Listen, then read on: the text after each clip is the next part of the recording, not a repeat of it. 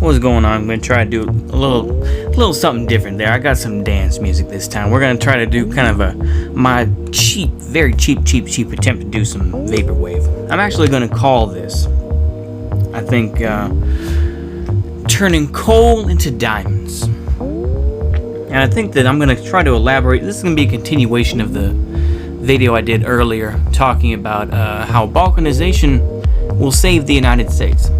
I think we have to make things become worse for a lot of different reasons. For boomers to see what things are really about.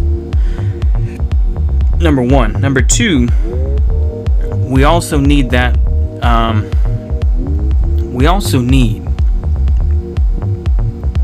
things to get worse because we need, dare I say it, the lumpen proles or the lumpen coals.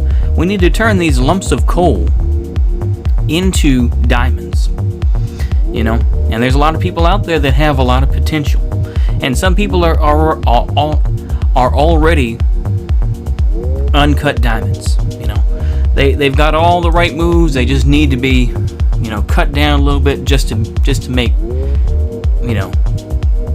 just to round those edges off a little bit, but they're still, they got some good stuff. So, but there are other folks that just, some folks are just still kind of lost in the mist. So I think in reality, that, wanting the country to break down is going to be a good thing for, dare I say it, I'm going to be a centrist here, but it's going to be good for the left and the right. Because you're going to create a people, you're going to create, or dare I say it, you're going to create many people who are much more prepared for what is going to happen, and for folks that, the sort of the been there, done that sort of attitude. And I think that's important to have in a lot of ways, you know what I mean? So I think the idea that allowing the United States to break down is just the beginning, and you're going to create people that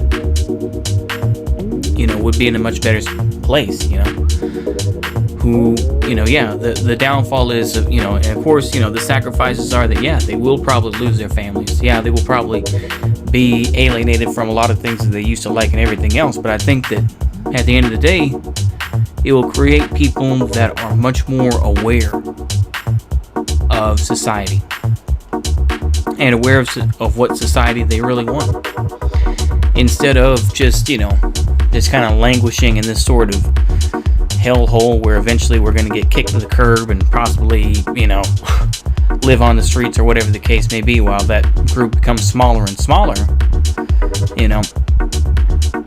I think that with a revolution, you're gonna breed people that would have otherwise just been mediocre, and you're gonna turn them into great things. Like I say, of course, the sacrifices. Like I say, once again, I'm gonna repeat this, but the sacrifices will be huge. Millions of people will die, but I think overall, it's a net positive.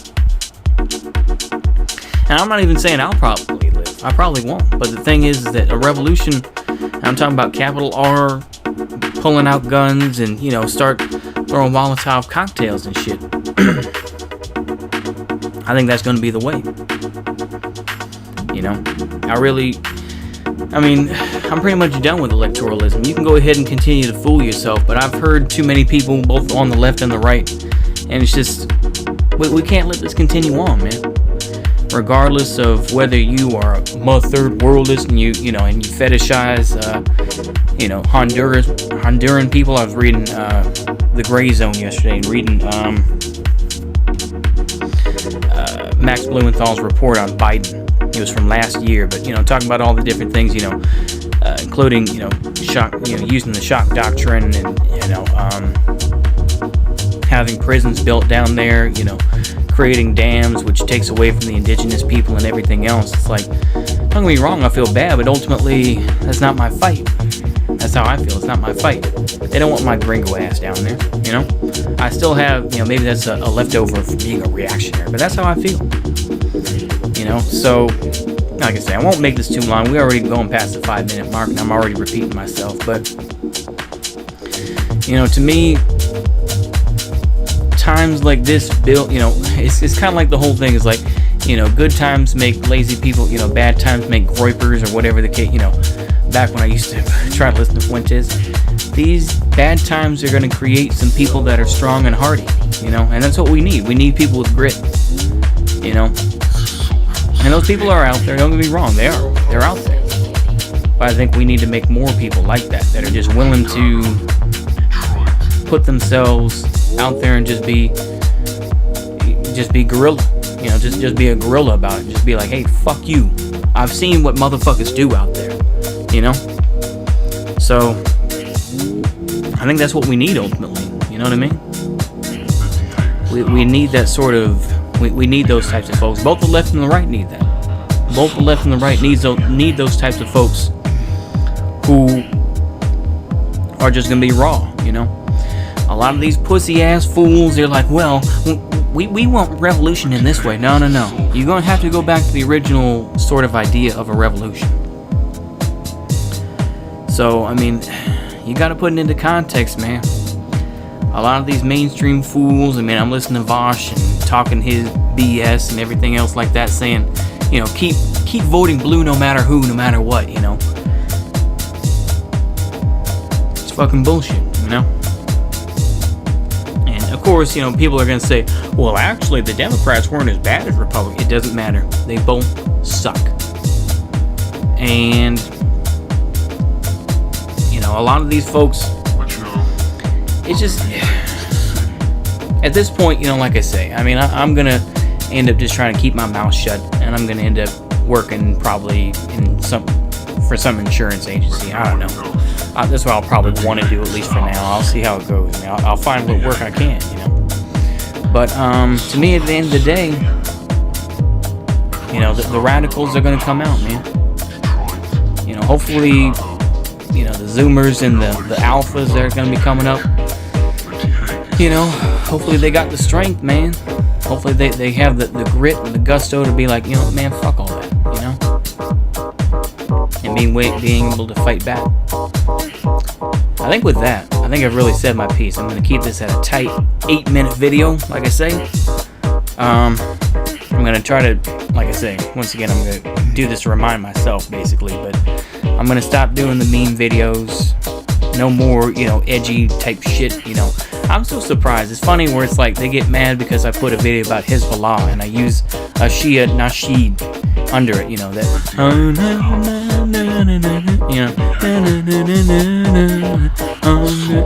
And they get mad at that. And this is from clips of a video. You know what? I'm coping. I'm sorry, but it's just so ridiculous. You know what I mean? So with that, man, like I said, maybe I'm getting too radical. Maybe I've just been inside too long. But I don't want to live in this idea of escapism. Like, oh, I'm gonna go to Montana and I'm gonna go live a life like Vargas. That's not gonna happen, man. It's not gonna fucking happen. For me, I just face the facts. I will probably be in Texas because I don't have enough money to go somewhere else. I don't. If I do make enough money, I'll probably end up having to go down to DFW. Every other motherfucker who lives in Texas, DFW, Austin, or Houston, I'll end up going to one of those 3 big hubs, working, stuck in fucking traffic and all that other bullshit. I don't know, man. Like I said, this isn't for me, though. This is for those Zoomers and for those alphas that are listening. And I mean alphas in terms of generation, because it's going to start back over. It's going to be up to y'all, man. It's going to be up to y'all to decide what society you want to live in. You know, I mean, yeah, it's a funny meme. Yeah, we live in a society, but you have to decide what sort of society you want to live in, what sort of world you want to live in. You want to be driven by consumerism, and yet all you can do is stay at home because nobody's working and every job's been taken, and you don't get anything, or you have to decide. That goes for me too. But for me, I'm a little bit more burnt out. And this is one of my only outlets really to say these things. So it has to be put into perspective, man. Like I say, I think with that, I've said my piece. Y'all have a good rest of the day. Goodbye.